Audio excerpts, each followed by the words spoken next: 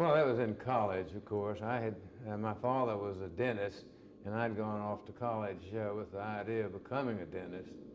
And while at college, I got more challenged by some of the more challenged by some of the pre-medical subjects, and decided that I ought to transfer over and do medicine. It was something I'd always had in the back of my mind growing up.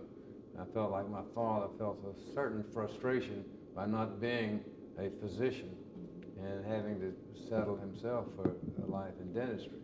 But I changed my mind during college and then went on to a pre-medical course. And then when did you start practicing medicine?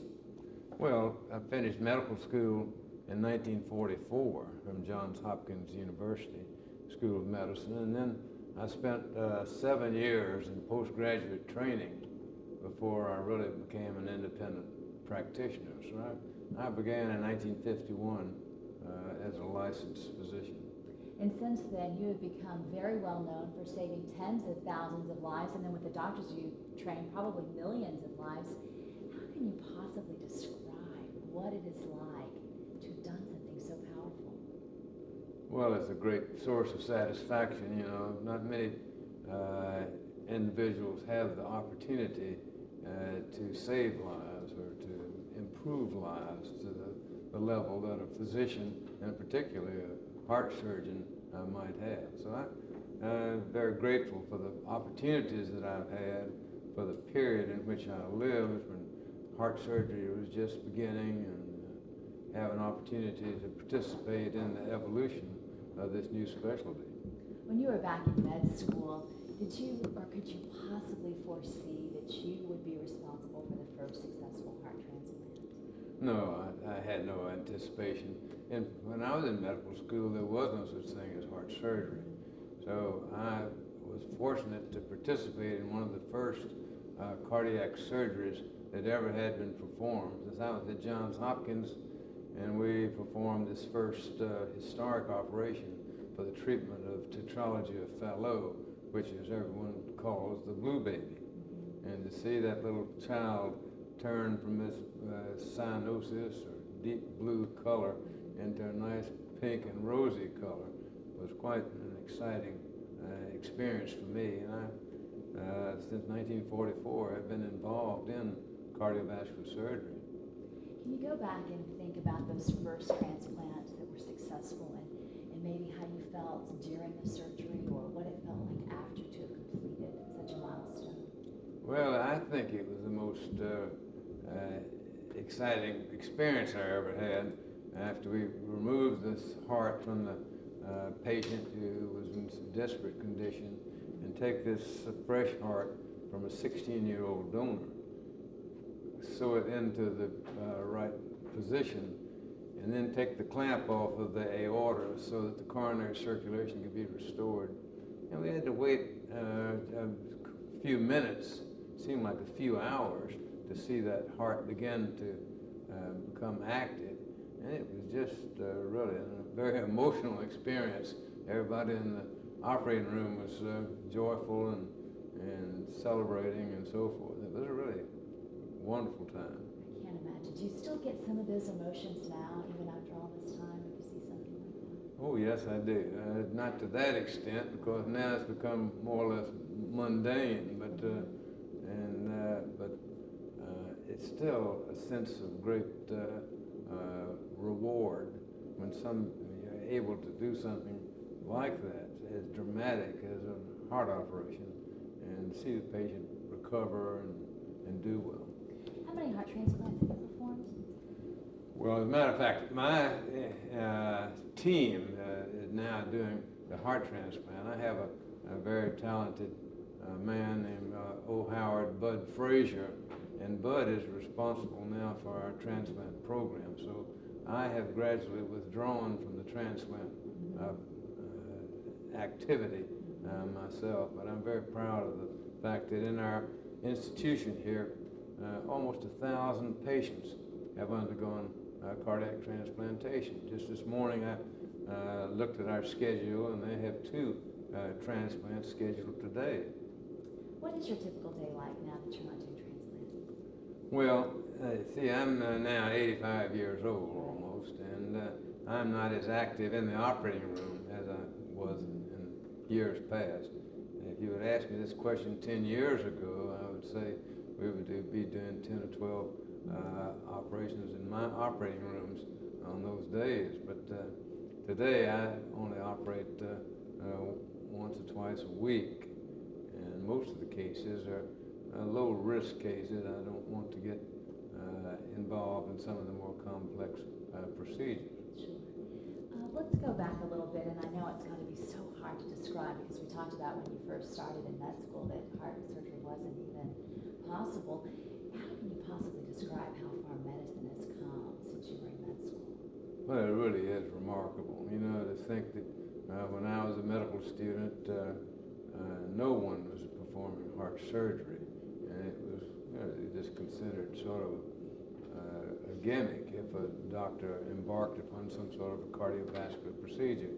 Today, it's just ordinary and it's part of medical practice, and it's accepted as a specialty.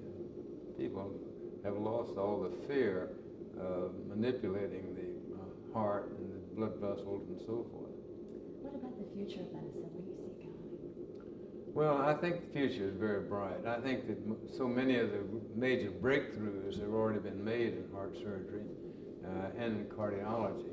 And I think the challenge for the future is going to be in improving techniques of diagnosis, the so-called non-invasive techniques with echocardiography, with CAT scans, with magnetic resonance imaging, and these unbelievable methods of diagnosis without invading the body at all.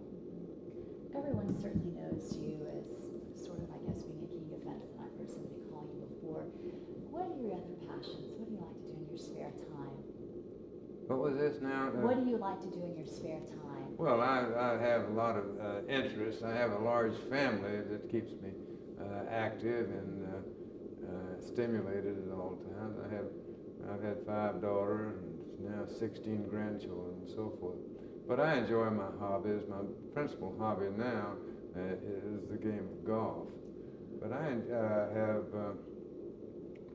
some opportunities. I have 2 recreation homes, one up in a sort of a ranch up west of town, and then I have a beach house down in Galveston, and I enjoy those things. But my principal love is still the practice of medicine. Does your kids, any of them live here in Houston? Yeah. Your children do? So you get to see your grandkids and all that Oh, good yes, stuff. yeah. Most of them live right here in Houston. Some of them have gone off to college, of course, but anyway. Any of them want to study medicine and follow in your footsteps? Well, yes, and I have one daughter who is a doctor, and the rest of the girls, my daughters, are either married to doctors or pursuing some aspect of medical practice. And then my grandchildren, I guess 2 or 3 of them are heading toward a career in medicine. Let's go back to your childhood, if you feel comfortable. What were you like growing up? Were you fun-loving? Were you a serious student? I think I was probably a serious student. I did have experienced some of the things that young people do have at that time, but I was always a good student. I always seemed to emphasize scholarship, and I had an older brother, who was more or less the opposite of that, and maybe that's further stimulated me into that sort of role. Cool. Well, that answers all of my questions. Is there anything else you want to add that might make our piece more special? Well, I think not, but I do appreciate the focus you're placing on physicians and practice of medicine and so forth. Right now, we're going through a transition period now in healthcare delivery, trying to reorganize some of the more further stimulated me into that sort of role. Cool. Well, that answers all of my questions. Is there anything else you want to add that might make our piece more special? Well, I think not, but I do appreciate the focus you're placing on physicians and practice of medicine and so forth. Right now, we're going through a transition period now in healthcare delivery, trying to reorganize some of the more traditional methods of practice with all the managed care programs going on and all the insurance programs and so forth. It's hard to envision what's going to occur in the next 40 or 50 years and see if a national health program comes along to satisfy our needs to cover the some 35 or 45 million people who have no health insurance. It's shocking when you hear those numbers, isn't it? It's scary. I don't know how people do that. Yeah.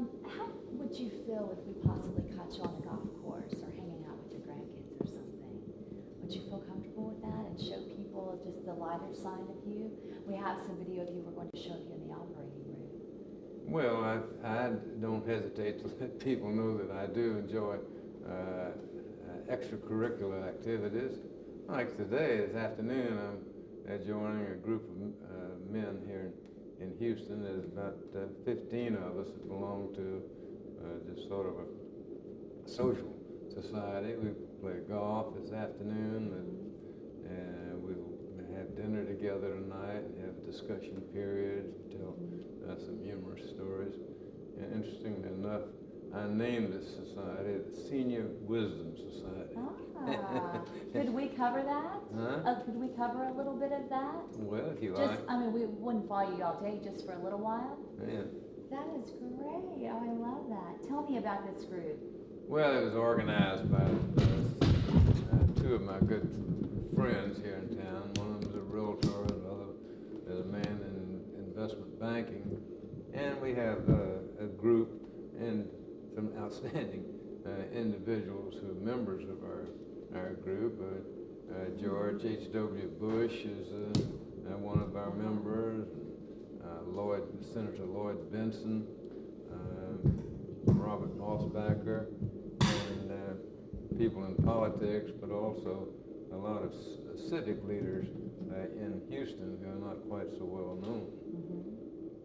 But it's an opportunity for us to get together and to exchange experiences and get to know each other It's nice to personally. have groups like that. Oh yeah, I look forward to it. Oh, great. Well, where will you meet first? What? Where will you meet them first? Well, no, we'll go out to the country club, out to the Houston Country Club, Okay. and we'll have a little light lunch, play golf, and then come in for our evening cocktail party and dinner. So that's a stag affair. Great. Oh, that's great. What time do you go there? I'll go there at noon today. At noon for lunch? Yeah. And then what time do you tee off? I think about 1:30. 1:30 tee off? Yeah. Okay. Well, I might give the country club a call if that's okay and see if we can just come out there for a little while. I don't think they'd appreciate it. You don't? No. You don't think they will? I think you run into the Secret Service and You some think other so? people there, and I'm not sure if somebody like George Bush. Would feel comfortable either? Yeah, that's Okay. it. Yeah. Okay. Melissa, there are pictures in the museum of Dr. Cooley's golf course center, Okay. as well as the grandchildren. Great. Good. So we can get some of those pictures. Are you comfortable with that? Oh yeah, Okay. sure. Perfect.